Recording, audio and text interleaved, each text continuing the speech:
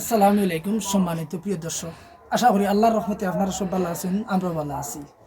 আজকে আমরা এখানে আইসি মরইগুল আর আপনার সামনে দেখা এক দুঃখিনী লিয়া উপস্থিত হয়েছি। আমরা তার কাছে জানতে পারেন বর্তমানে তার অবস্থা। আচ্ছা চাচি, আপনার এখন বর্তমানে চলাফেরা কিলা? ও তো আল্লাহ আস্তে চালিয়ে ইয়ার বাপু একজন বান্দা লঙ্কর লাগাইয়া তাহলে আমার আগের মুরব্বী একজন একার জায়গাত ফুটনো আঠা উঠে করাত না জায়গাত লেট্রিন হিসাব করতা বর্তমানে ওগুলা চলিয়া যার মানুষের সাহায্য সম্পল করতা আল্লাহ আস্তে দিত রাখা ইয়ার চলিয়া এছাড়া আর আমার কোনো উপায় নাই আল্লাহ ছাড়া। বর্তমানে একমাত্র রুজিকুর শুধুমাত্র আপনি? জি হয়, আর রুজিকুরও নাই আনরাও নাই দেরাও নাই। কেউজির চেষ্টা করে আপনারা পয়সা দিবার লগে? জি হয়, আমি লইমু আত্মা। আপনি লইবা? জি হয়।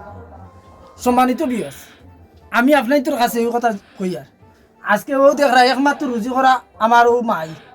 আর ও যে চাচা তাই বর্তমানে রোগ হইল গিয়ে তার রোগটা কিতা টিবি রোগ। আর তার একটা ছেলে পাগল বান্ধা।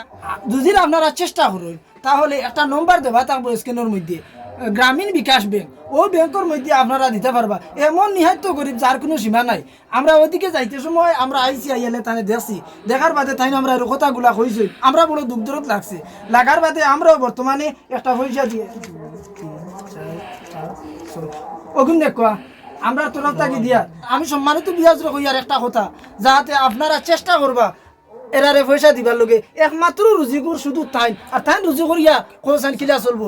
একজন পরিবার হ্যান্ডেল চালাইতে গেলে একজন বেটা মানুষে করেন যান না, একজন মেয়ে লোকে 7 জন পরিবার কি পজিশনে চালাইব।